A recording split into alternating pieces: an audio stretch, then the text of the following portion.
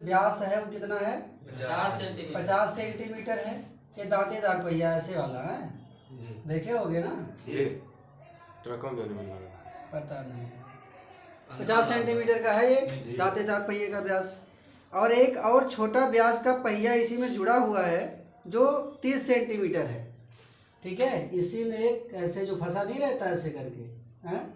देखियो खिलौना उलौना तो देखे हो गया है, जैसे सर पंखों में फंसा रहता है। हाँ, एक चलता है दूसरा भी उसके साथ घूमता है। हाँ, वैसे इसका जो व्यास है वो 30 सेंटीमीटर का है। ठीक है, तो ये कह रहा है कि जब बड़ा पहिया 15 चक्कर बनाता है, जब ये 15 चक्कर बनाए तब ये कितना चक्कर बनाएगा? ठीक, क्या करोगे? कोई चीज घूमता है तो उसकी परिधि घूमती है, कोई चीज घूमता है तो उसकी परिधि ही घूमती है। तो हमारे कहने का मतलब है कि हम लोग इसकी परिधि निकालेंगे, हैं? तो परिधि बराबर क्या होता है? परिधि होता है आपका 2 पाई आर कहो या कहो पाई डी। ठीक है, पाई डी, चाहे 2 पाई गुणे त्रिज्या कहो और चाहे पाई गुणे व्यास कहो। हैं? नहीं समझे? छोड़ो, नहीं है, वही लगाओ पुराना वाला, ये आसान था। यही तो लगाइए। ये जो 2 पाई आर होता है ना भैया, ये 2 आर को ही तो व्यास बोलते हैं ना, तो व्यास को डी ही तो बोला जाता है, तो पाई डी नहीं हो गया? जी जी जी, सवाल छोटा हो जाएगा जी, छोटा कर दीजिए। तो परिधि बराबर हो गया पाई डी। डी कब लगाते हैं? जब व्यास दिया होता है और त्रिज्या दिया रहेगा तो 2 आर लिखेंगे। ठीक, तो पाई 22/7 और डी कितना? 50। तो ये तो आ गई बड़े वाले पहिए की परिधि। तो परिधि का मतलब होता है एक चक्कर, परिधि का मतलब एक चक्कर। ये आपका आ गया एक चक्कर। चलो 15 चक्कर घुमा दो भाई। तो 15 चक्कर अगर मैं इसको घुमा दूं तो 22/7 गुणे 50 गुणे 15, तो 22/7 गुणे कितना? 15 × 5 = 75, 750। हम गुणा काहे नहीं कर रहे, अभी पता चलेगा। तो परिधि पाई डी हो गई।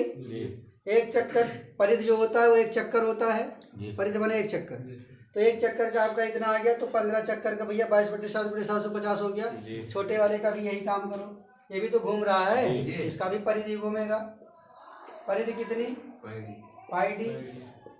ठीक है, ये कब लगाओगे फार्मूला? जब व्यास दिया रहेगा। पाई की वैल्यू 22/7, इसका डायमीटर 30। ठीक है, अब देखो पूछ रहा है कि जब वो 15 चक्कर लगा लेगा तो ये कितना चक्कर लगाएगा? जब वो 15 चक्कर लगा लेगा तब ये कितना चक्कर लगाएगा? तो कहने का मतलब है कि 15 चक्कर में इसका 22/7 गुणे 750 है और 22/7 गुणे 30 है। उस 30 से अगर 750 में भाग दे दो तो ये पता चल जाएगा ना कि ये कितना चक्कर वो लगाया होगा। कितना आएगा? 0। 3 दूनाई 6, 3 बजे 15, 25 चक्कर ये लगाएगा भाई, है ना? तो छोटे वाले के चक्करों की संख्या, छोटे वाले पहिए के चक्करों की संख्या कितनी? इसको देखो 22/7 से 22/7 कट ही जाएगा, मान के चलो।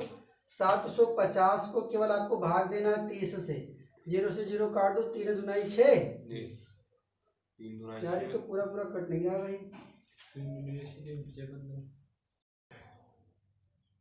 ठीक है, तो 750 को 30 से काटोगे तो 25। ठीक है, 25 चक्कर आ गया। एक का 3 और 1 का अनुपात है, मतलब P1 और P2 का जो अपॉन है वो 3/1 है, मतलब P1 और P2 में जो रेशियो है वो 3 और 1 का है। इतनी बात समझ में आई?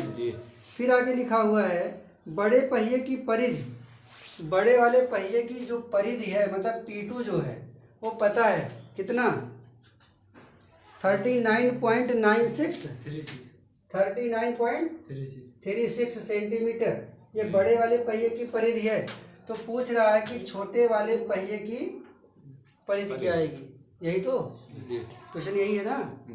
अब देखो यहाँ पे बात को समझो। छोटे वाले पहिए और बड़े वाले पहिए की परिधियों का जो अनुपात है वो 3 और 1 का है।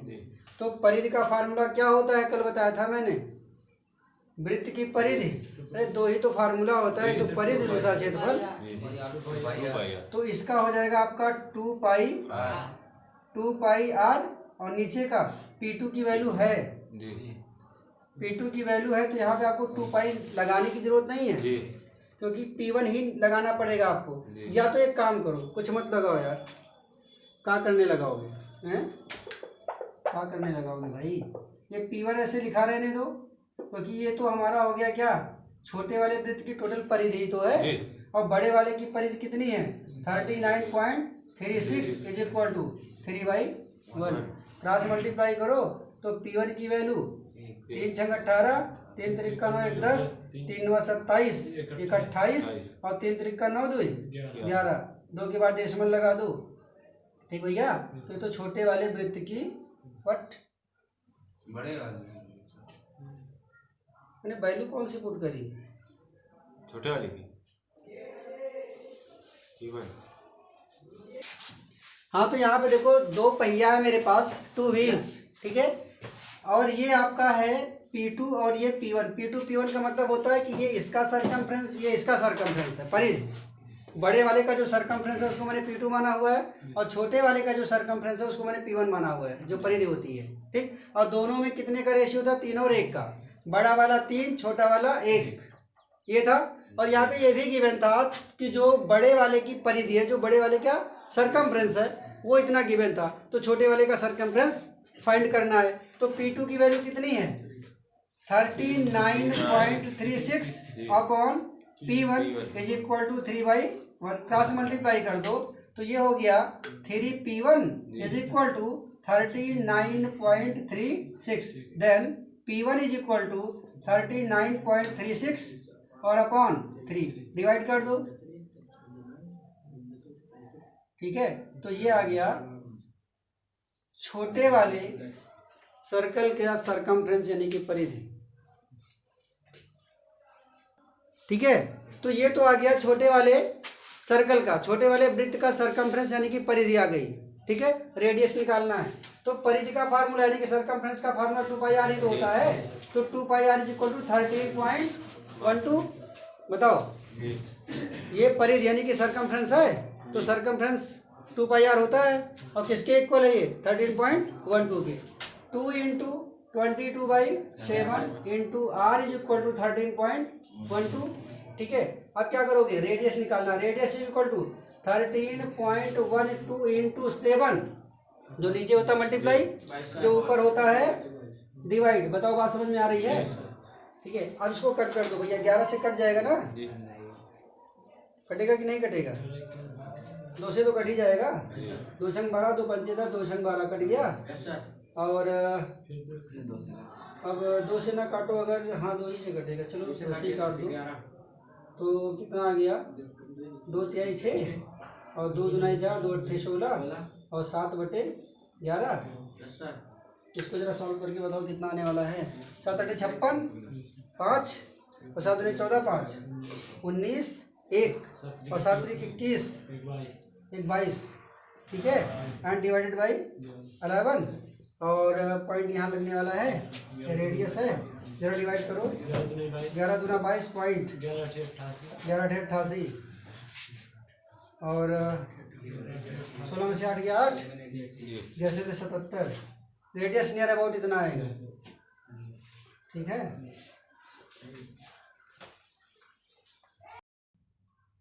हाँ तो यहाँ पे क्या है कि एक सर्कल का रेडियस 19 सेंटीमीटर है, दूसरे सर्कल का रेडियस 9 सेंटीमीटर है, और रेडियस को क्या बोलते हैं, त्रिज्या बोलते हैं।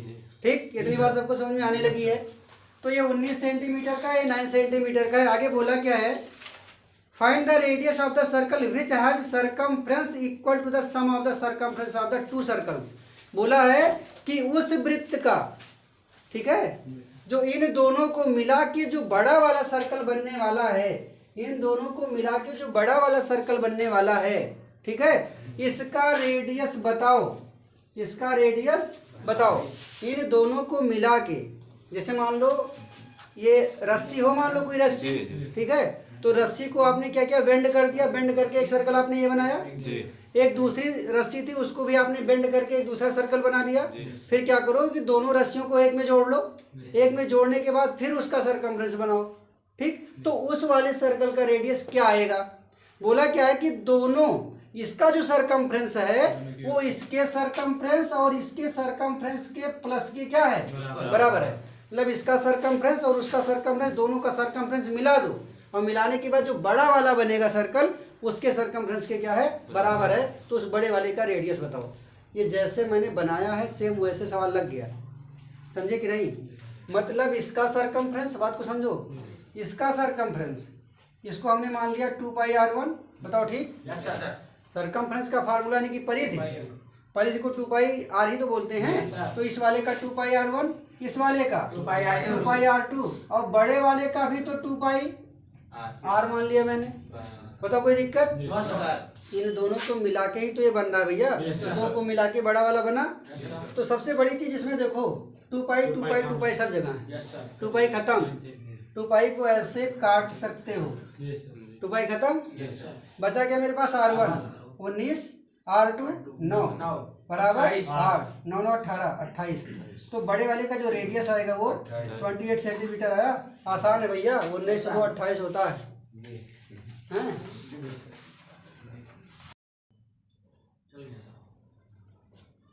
ठीक है। तो दो सर्कल है, एक सर्कल की रेडियस 8, दूसरे सर्कल का रेडियस 6। रेडियस मीन्स त्रिज्या, इतना जानने लगे हो अब, ठीक है। तो 8 सेंटीमीटर का 6 सेंटीमीटर है। बोला है कि उस सर्कल का एरिया बताओ, उस सर्कल का एरिया यानी कि उस वृत्त का क्षेत्रफल बताओ, ठीक है, जो इन दोनों के क्षेत्रफल के योग के बराबर है, जो दोनों के एरिया के सम के इक्वल हो। बात समझ में आ रही है? तो सेम वैसे तो सवाल है। इसमें क्या है कि इन दोनों का एरिया, इन मान लो ये इसका एरिया A1, इसका एरिया A2 और मिला के बनाना है एक बड़ा वाला A, ठीक। तो इसका क्या बताना है, रेडियस। सेम वैसे सवाल है ना, उसमें सरकमफ्रेंस था, इसमें एरिया है। आसान। एरिया का formula πr1 square πr2 square is equal to πr square. बताओ ठीक। वहां पे हम लोगों ने सरकमफ्रेंस लगाया था, यहाँ पे एरिया लगा रहे हैं। हाँ, पाई 8 स्क्वायर 6 स्क्वायर r स्क्वायर 64 36 100 10, ठीक है। हाँ 100 है ना, इसका वर्गमूल स्क्वायर रूट 10 10 दाम 100 10 सेंटीमीटर। बताओ बात समझ में आई हैं? आ रही भैया पीछे, बताना सही से, आ रही है ना। इसका क्षेत्रफल प्लस इसका क्षेत्रफल बराबर बड़े वाले का क्षेत्रफल। फार्मूला पता है, πr square πr square πr square, सब जगह से पाई खत्म। r1 का स्क्वायर मतलब पहले वाले त्रिज्या का स्क्वायर प्लस r2 स्क्वायर दूसरे वाले त्रिज्या का स्क्वायर बराबर बड़े वाले की त्रिज्या का स्क्वायर, ठीक। तो 8 × 64 6 × 36 64 36 100 और 100 10 दाम 100 होता है ना, 10 आ गया। बड़े वाले की त्रिज्या कितनी आएगी, 10 सेंटीमीटर, ठीक है। तो यहाँ पे देखो ये आपका कंसेंट्रिक सर्कल है, संकेंद्रीय वृत्त जिसको बोलते हो। ये इतना पोर्शन गोल्ड है, फिर ये वाला पोर्शन रेड है, ठीक, ये वाला पोर्शन ब्लू है, ठीक है, ये वाला पोर्शन ब्लैक है और ये वाला पोर्शन वाइट है। सबका अलग अलग एरिया चाहिए हमें, सबका अलग अलग एरिया निकालना है। करना क्या है, रेडियस दिया होगा भाई, बोला है गोल्ड, जो गोल्ड वाला है उसका जो डायमीटर है वो 21 है, जो गोल्ड वाला है, ठीक है। ये जो गोल्ड वाला है इसका डायमीटर कितना है, डायमीटर माने वही व्यास, ठीक है। इसका जो डायमीटर है यानी कि व्यास वो 21 सेंटीमीटर का है। बाकी जितनी स्ट्रिप लगी हुई है, बाकी जितनी स्ट्रिप लगी हुई है सबकी विड्थ यानी कि चौड़ाई 10.5 सेंटीमीटर है। कितनी, 10.5 सेंटीमीटर ये, 10.5 सेंटीमीटर ये, 10.5 सेंटीमीटर ये, ठीक भैया। समझो यार, यहाँ पे बात को समझो, बढ़िया सवाल है, ऐसे क्वेश्चन आते हैं बड़े वाले। तो यहाँ तक का डायमीटर है 21 और 21 का हाफ करोगे तो वही तो आया, मतलब इसका भी रेडियस उतना है, ठीक। इसका रेडियस त्रिज्या ना 21 का आधा 10.5, ये भी है, ये भी 10.5, ये भी 10.5, ये भी 10.5 और भी एक और है ना, ये भी 10.5 है। यहाँ पे देखो सभी स्ट्रिप का अलग अलग एरिया चाहिए मुझे। Yes sir. तो सबसे पहले तो आप गोल्ड का निकालो, ठीक है। किसका निकालोगे भैया? गोल्ड का। Gold is gold Baba, gold gold. ठीक है, अब देखो सबसे पहले हम लोग गोल्ड का एरिया निकालेंगे। तो गोल्ड माने सोना, ठीक है। गोल्ड का क्या एरिया? एरिया तो बात समझ में आ रही ना, एरिया माने क्षेत्रफल। तो गोल्ड वाले का हम लोग एरिया निकालेंगे। फार्मूला क्या होता है? पाई आर स्क्वायर, यही तो होता है। तो पाई की वैल्यू है 22/7। रेडियस देखो भैया 21 आपका डायमीटर है, यानी कि व्यास है, ठीक है। व्यास यानी कि डायमीटर कितना है? 21 सेंटीमीटर। और त्रिज्या है, त्रिज्या, ठीक है। त्रिज्या यानी कि आर कितना होगा? 21/2 कहो चाहे 10.5 को, मतलब 21 में जब 2 से भाग दोगे तो 10.5 आएगा, ठीक। तो यहाँ आर की जगह पे हम लोग 10.5 लिखेंगे। कितनी बार? 2 बार। बताओ इतनी बात सबको समझ में आ रही है? हैं? कोई दिक्कत होगी बताना भैया, हमें लगता नहीं समझ में आ रहा है। हैं? ये यहाँ तक का गोल्ड है, ये गोल्ड है ना। तो गोल्ड का आपको व्यास पता है 21.5। तो सवाल व्यास पे तो लगाते नहीं हो, त्रिज्या पे लगाते हो। तो त्रिज्या कितनी हो जाएगी? व्यास की आधी त्रिज्या होती है ना, आधी मतलब 2 से भाग दे दो तो 10.5 होगा ना। 21 का आधा 10.5 होता है, ठीक। तो इसकी रेडियस, इतने की रेडियस 10.5 आ गई। तो हम लोगों ने क्या किया? पाई की वैल्यू 22/7 रख दिया, क्योंकि क्षेत्रफल का फार्मूला पाई आर स्क्वायर होता है। तो पाई की वैल्यू 22/7 इंटू आर की जगह पे 10.5 इंटू 10.5। अब देखो 1 7 से तो ये 10.5 कट जाएगा। 7 × 7 3 बचा, 7 बचे 35। फिर मल्टीप्लाई कर दो, 15 दूना 30 और 15 दूना 30 और 3 33। 1 के बाद डेसिमल लगा दिया तो बचा खाली 33 और गुणे 10.5। अब भैया मल्टीप्लाई करके मुझे बताओ जल्दी से, बोलो 1 मिनट में। तो ये एरिया आपका आ गया 3465। डेसिमल कहाँ लगाऊं? 7 पॉइंट। यहाँ पे yes sir. 346.5 yes sir. Centimetre square, ठीक है। ये तो एरिया गोल्ड वाले का आ गया। अभी और समझो, अब हम लोगों को क्या निकालना है? बोलो भैया। अब हम लोगों को रेड वाले पोर्शन का एरिया निकालना है। तो जरा ध्यान से समझो, रेड वाले पोर्शन का केवल यहाँ से यहाँ तक का नहीं, ठीक। तो जब हम इतने का एरिया निकालेंगे तो कैसे निकालेंगे? इधर समझो, जैसे ये लिखा मैंने, ये लिखा मैंने, हमें इसका एरिया निकालना है। ये जो मैंने कलर कर दिया इसका एरिया चाहिए मुझे। तो क्या करूँगा? बाहर वाले के एरिया में से, ठीक, मतलब बाहर वाले के एरिया में से ये अंदर वाला एरिया निकाल दूं, तभी तो वो बचेगा। बात को समझ रहे हो नहीं समझ रहे? तो बाहर वाले के एरिया में से अंदर वाला एरिया माइनस करूंगा तब रेड वाला आएगा। यानी कि अगर हम रेड पोर्शन का एरिया निकालें, ठीक है, रेड वाले पोर्शन का क्या निकालना है? एरिया। अगर हम रेड वाले पोर्शन का एरिया निकालेंगे तो यहाँ तक का टोटल एरिया माइनस गोल्ड वाले पोर्शन का एरिया। तो भैया ये से मान के चलो कि यहाँ तक का रेडियस हमने मान लिया R2 और इसका रेडियस मैंने मान लिया R1। तो फार्मूला क्या होता है आपका? पाई आर स्क्वायर होता है। लेकिन कल ही मैंने एक चीज़ बताई थी कि जब 2 रेडियस गिवन हो उस समय जब एरिया निकालते हो तो आप R2 square minus R1 square लगाएंगे। याद है कि नहीं? जब 2 रेडियस दिया हो और किसी बीच वाले का आपको एरिया निकालना हो तो वहाँ पे आपको R2 square minus R1 square करना है, ठीक है। अब जरा आगे देखो, 22/7 हुआ। R2 का मतलब क्या? यहाँ से यहाँ तक का भी तो 10.5 था, अंदर वाला रेडियस 10.5 था और 10.5 और बढ़ गया, 21 हो गया। बताओ, यानी कि यहाँ से यहाँ तक का जो रेडियस है कितना मिल गया? 21 मिल गया। तो ये हो गया आपका 21 का स्क्वायर माइनस, अब R1 का मतलब यही तक का 10.5, 10.5 का स्क्वायर। क्या इतनी बात सबको समझ में आई है?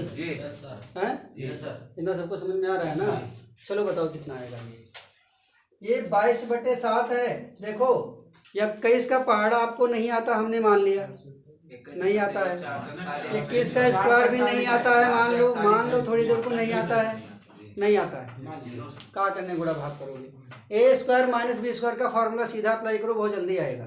तो ए स्क्वायर माइनस बी स्क्वायर में एक बार ए माइनस बी होता है, एक बार ए प्लस बी होता है, यही तो होता है। यानी कि एक बार इन्हीं दोनों को माइनस कर दो, एक बार इन्हीं दोनों को ऐड कर दो, जल्दी आ जाएगा ना। चलो बताओ, अगर मैं 21 में 10.5 जोड़ूंगा तो क्या 31.5 नहीं आएगा? और अगर घटाऊंगा तो कितना आएगा? 10.5 आएगा। ठीक है, बात समझ में आई कि नहीं आई?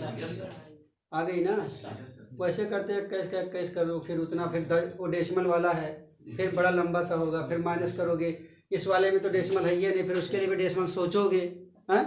तो ऐसे केसेस में जहाँ पे ए स्क्वायर माइनस बी स्क्वायर का फार्मूला बन रहा हो, एक बार इन दोनों को ऐड कर दो, एक बार इन दोनों को माइनस कर दो। अब देखो 7 से कट जाएगा भैया, 1.5। ठीक है। और इसका 22 के साथ इसका करोगे तो 33 आएगा। देखो मैंने यहाँ पे करा हुआ था, 22 का 1.5 में 33 आता है, 22 का 1.5 में 33 आएगा। बताओ आएगा? बचा क्या? 31.5 मल्टीप्लाई करके बताओ। 1039.5 सेंटीमीटर स्क्वायर। अगला रेड तक का एरिया आ गया भैया, ब्लू पे पहुंचो। चलो बताओ ब्लू का एरिया कैसे निकालोगे? हमें सिर्फ इस वाले पोर्शन का एरिया चाहिए। इसका मतलब यहां से यहां तक की एरिया में से इतनी एरिया माइनस करूंगा, मतलब जो पहले मैं निकाल चुका हूं रेड को, उसको माइनस करूंगा। ठीक है, बात को समझे कि नहीं? अब रेडियस इसमें 10.5 आपका और बढ़ा, ठीक, और माइनस क्या करोगे? अब यहाँ तक का जो जितना रेड आप निकाले थे उसको माइनस करना रहेगा, तब आपका ब्लू वाला मिलेगा।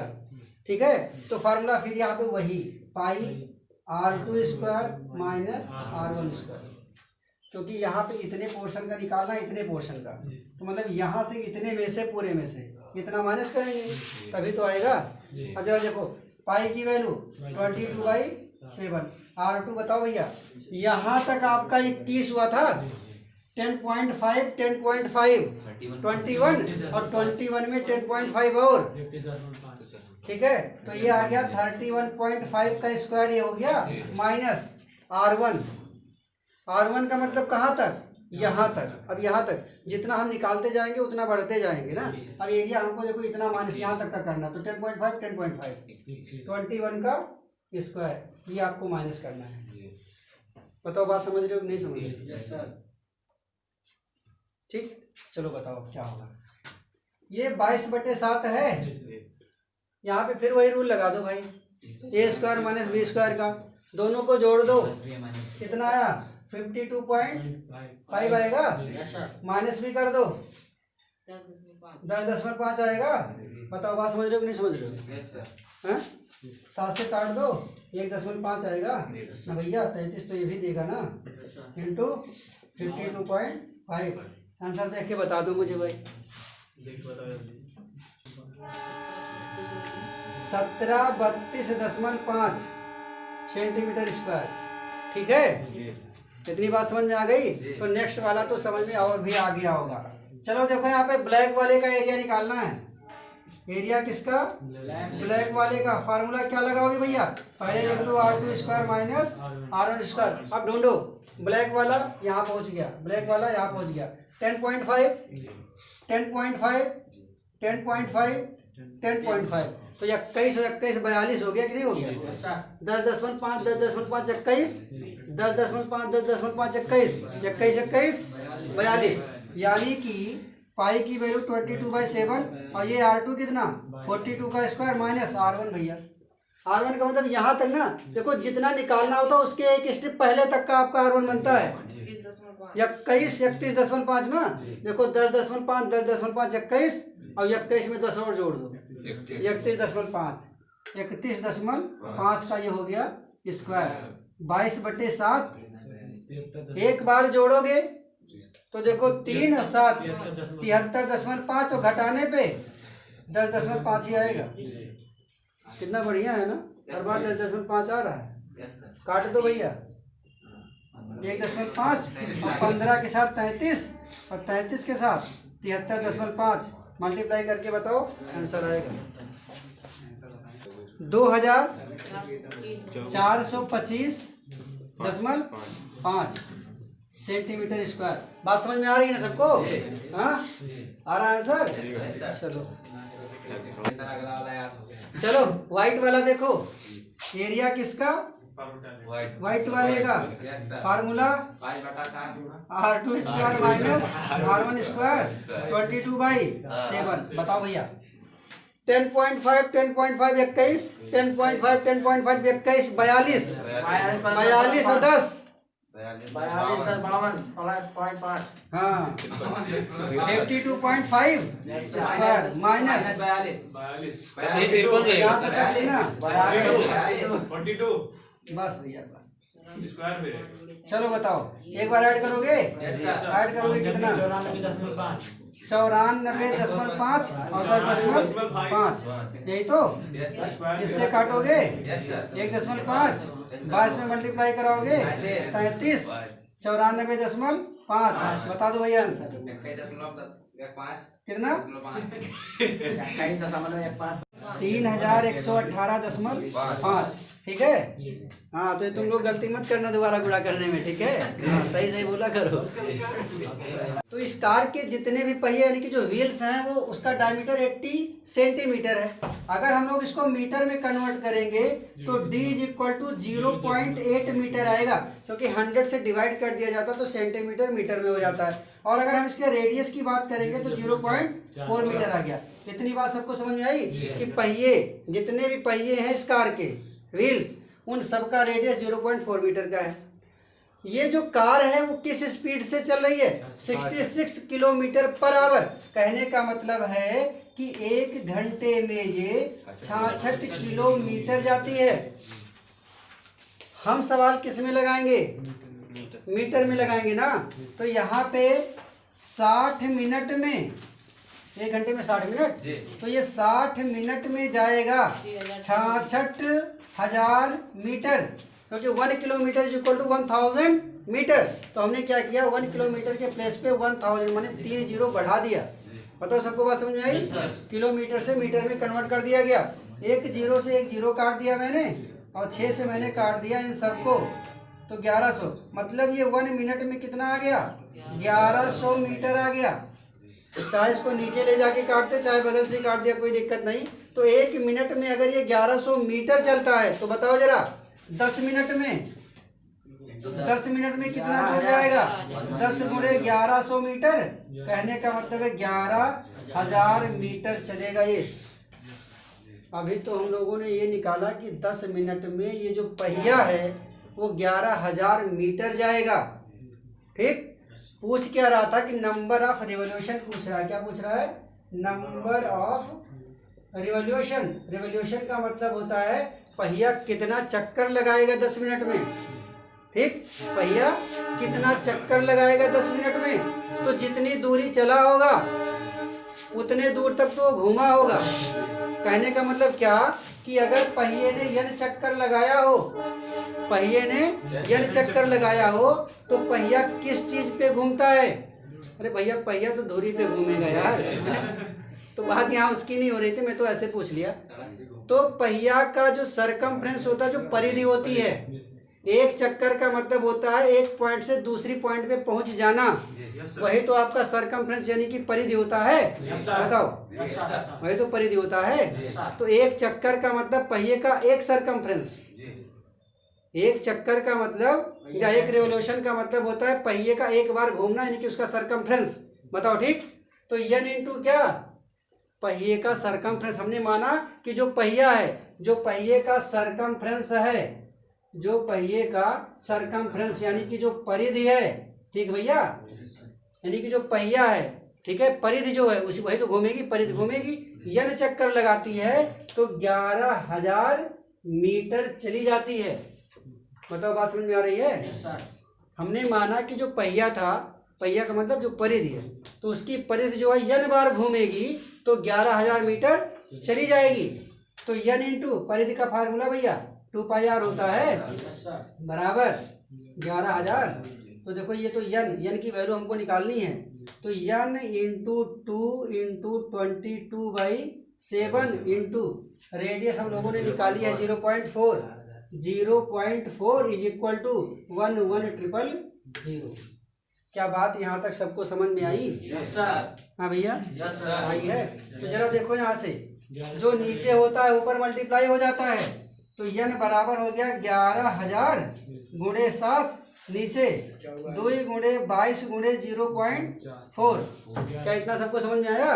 यहाँ का डेसिमल अगर मैं हटा दूं तो यहाँ लगा दूंगा 0, 11 से काट दो, 11 दूना 22, ठीक है। फिर 2 से काट दो 500, फिर 2 से काट दो 250, फिर 4 से काट दो, नहीं पहले 2 से काट दो भाई 125, फिर इसको भी 2 से काट दो 35। तो यन बराबर आ गया 125 गुणे 35। बताओ भैया 4,375 इतने चक्कर पहिए लगाएगी अगर मल्टीप्लाई सही बताए हो तो, और नहीं तो मल्टीप्लाई जो आएगा उतने चक्कर लगाएगी, ठीक।